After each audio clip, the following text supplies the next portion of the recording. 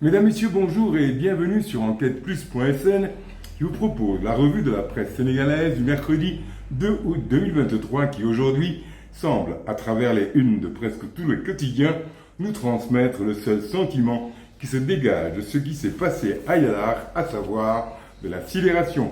Pour la première fois dans notre pays, nous nous installons, c'est le titre qui barre la une de Vox Populi, au-delà de la barbarie. Ce que les autorités ont qualifié d'attentat terroriste a fait 2 morts causés par le jet d'un cocktail Molotov à l'intérieur d'un bus Tata. Pour la première fois, Pastef condamne et demande l'ouverture d'une enquête. C'est la une de Vox Populi où le conducteur du bus raconte le film de l'attaque. Walfadjri, à propos de cet attentat terroriste, évoque à la une la pente dangereuse, tandis que Source A, en faisant le point sur les 2 morts du bus et les blessés, et les autres morts causées par les manifestations qui ont suivi l'emprisonnement d'Ousmane Sonko, titre « Feu, sang, cercueil », décrivant la scène d'horreur causée par 7 personnes encagoulées qui ont jeté des cocktails Molotov dans un bus plein à craquer.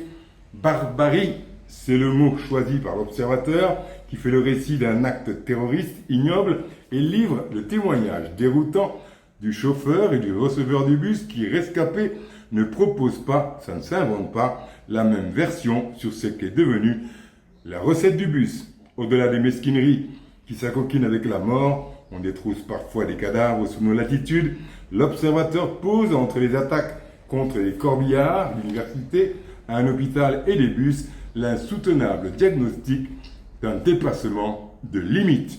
La Tribune qui rappelle à sa une le calvaire que subit notre confrère Papalénian, titre tout de même sur l'attaque du bus en ces termes. 7 agresseurs encagoulés tuent 2 passagers, 2 dames et 5 blessés graves, précise l'As quotidien, tandis que le Réumi quotidien titre terrorisme à Yalar. Pour Busby le jour, c'est l'horreur. Écrivant à propos de cet attentat qui a fait 2 morts et 5 blessés graves, que l'acte est inhabituel au Sénégal, il est cruel, des individus à moto ont mis le feu à un minibus de transport en commun. Busby le jour qui souligne une attaque au lendemain de l'emprisonnement de Sonko, même si selon ce quotidien, on ne connaît pas encore les motivations de cet attentat qui donne au billetiste de Busby le jour le titre de son billet, un cocktail explosif. Écrivant à propos des motivations des terroristes, Agaya a dit, c'est vrai, par des propos haineux de tous les demeurés sénégalais désœuvrés de l'étranger qui déversent leur diatribe bestiale sur les réseaux sociaux, qu'ils veulent nous empêcher de prendre le bus, d'aller travailler. Ils veulent bloquer l'économie, bref, ralentir la vie, nous pourrir la vie. Justement, l'objectif, c'est de terroriser. Et ça s'appelle un acte terroriste. Hier, c'était à l'université, nous rappelle le billetiste de Busby le jour, en brûlant le savoir. Aujourd'hui, les bus en calcinant des êtres humains. Le cocktail est plus qu'explosif. FDS, vous avez du boulot, conclut-il. L'effet d'une bombe, titre le quotidien, qui à l'instar des autres journaux nous livre le témoignage du chauffeur et la condamnation du bureau politique de Pastef, le quotidien qui s'interroge, aurait-on basculé dans une situation explosive? Depuis quelques semaines, la circulation du cocktail Molotov se banalisait. On l'a testé chez les ministres, contre les forces de défense et de sécurité, mais on vient de tomber dans un autre monde. Un attentat au cœur de Dakar, c'est une nouvelle découverte pour un pays qui a toujours vécu sans souci sécuritaire majeur. Et le quotidien écrit qu'une chasse à l'homme est lancée pour retrouver les auteurs de cette attaque qui a l'effet d'une bombe. Inédit et violent, titre enquête. Pour qualifier l'attaque d'un bus Tata au cocktail Molotov, enquête qui note. Appréhendant que cette attaque de Yarar soit mise sur son compte, Pastef a réagi via un communiqué. Le parti d'Ousmane Sonko a ainsi présenté ses condoléances à l'endroit des familles et demandé aux citoyens sénégalais de s'abstenir de tout acte de violence pouvant engendrer des pertes en vie humaine et des dégradations de biens publics et privés. Ça va mieux en le disant. Un Pastef dissous dont enquête estime l'efficacité de la décision douteuse, écrivant que par la force de son travail et la perspicacité de son leader, Pastef est devenu une réalité politique indéniable du Sénégal, notant que sa dissolution ne saurait avoir d'impact véritable sur l'esprit qu'il est devenu dans le cœur de beaucoup de Sénégalais. Pour enquête, le parti est appelé à faire sa mue pour espérer compétir aux échéances électorales futures. Enquête ne manque pas de pointer le fait que PASTEF a un trésor électoral qui fait saliver beaucoup d'opposants.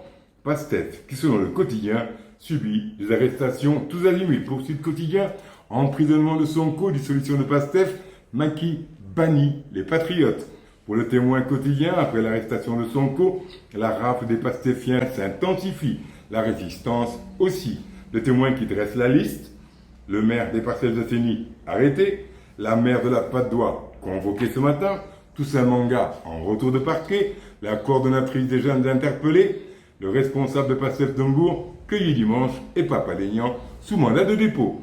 Pour le Témoin, ce crime est signé puisqu'il titre « Un bus attaqué au cocktail Molotov, 2 personnes mortes calcinées, 5 autres blessés, les partisans de Sonko se lancent dans la guérilla urbaine ». Le Témoin trace aussi le trajet de cette formation politique en racontant son ascension fulgurante et en constatant son crash. Libération titre sur la vague d'arrestations qui ont conduit à des manifestations enregistrées ça et là, tandis que notre confrère Momar Diong, à la une de Vox Populi, n'y va pas par 4 chemins et assène Sonko a été lâché et trahi. Il y a eu complicité passive pour certains politiques, active pour d'autres. Certains quotidiens informent leurs lecteurs du décès de Henri Konan Bédié, ancien président de la République de Côte d'Ivoire, et le Soleil titre « Le sphinx de Daoukro tire sa révérence » et Enquête évoque la mort d'un géant de la politique ivoirienne qui, selon le quotidien, laisse une trace indélébile dans la conscience ivoirienne pour le meilleur, selon les uns, pour le pire, selon les autres. Pour le meilleur parfois, et pour le pire, hélas, souvent, ainsi va l'information. Je vous donne rendez-vous demain, même endroit, même heure, même motif, même punition.